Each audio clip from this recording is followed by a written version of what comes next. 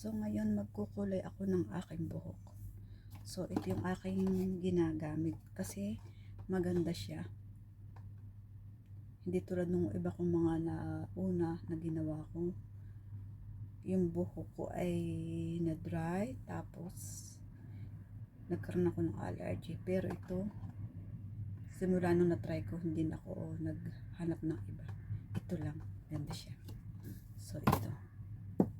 Yung aking lalagyan ay ito.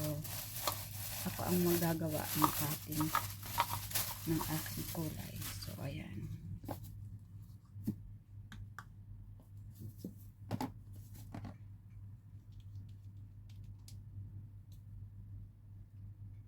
Kalahati lang ang aking lalagay.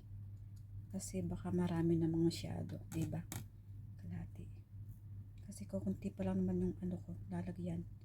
Hindi pa siya masyadong maputi. Yung may bandang tuktok lang. Kasi yun ang mahaba ang buhok. So madali siyang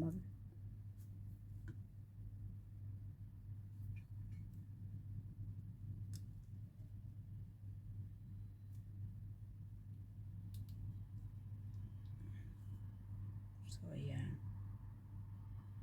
Kalahati lang ang akin. Kasi mukha namang madami na siya. Para may isa pang timpla, diba? Sa susunod. Kasi dalawang timpla ko kasi to. Ayan. Ayan. So, yung mga nagkukulay ng buhok dyan, para hindi na kayo magdudubli ng gastos. Kasi kung magpapakulay pa kayo sa iba, maging triple ang babayaran ninyo. So, ako na lang, kaya ko naman. Diba? Yan ang ano ko sa inyo. Kasi hindi na kayo gagastos ng malaki. Kasi kung sa iba, malaki babayaran ninyo. Siyempre, magbabayad kayo ng ano nila, trabaho nila, tapos yung gamot nila. So, ang ginagawa ko, bumibili na lang ako ng ito yung mimix ko. Yan. Kasama na ito sa isang box pag bumili kayo. Yan. So, bili na lang kayo. Pag-aralan na lang din ninyong mag-ano sa sarili ninyo. Diba? Manalamin kayo. Ganun. Diba? Kasi at least makatipid ba? Ganun ako. Para makatipid. So, ayan. Dalawang gamit ko to. After 3 months o 4 months ulit ako magkagawa. So, ngayon, maglalagay tayo syempre ng ano sa kamay. Para hindi siya manganitin yung kamay natin. Yan. Dahil pagkatapos ko maglagay, ginaganong ko siya na parang shampoo. Para yung mga ila-ilalim, nalalagyan din. Diba? So, ganyan ang gawin ninyo. Para hindi na kayo magbabayad ng malaki. Bibili lang kayo ng gamot. Diba? Yan.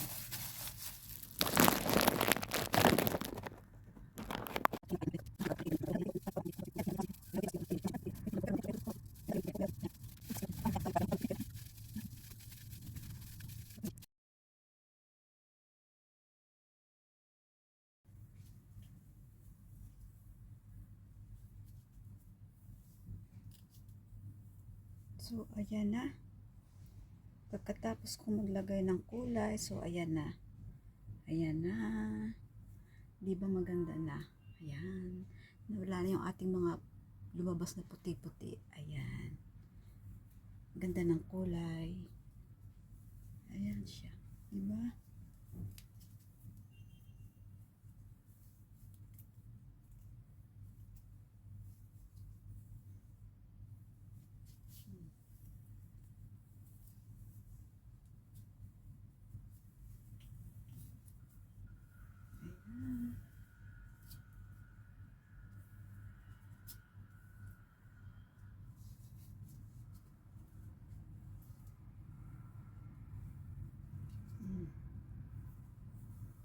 Kasi basa pa ang buhok. Ayan.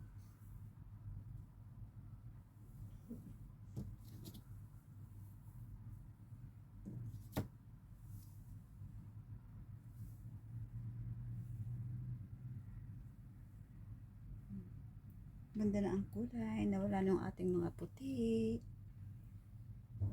Ayan. So, ayun ang gagawin ninyo.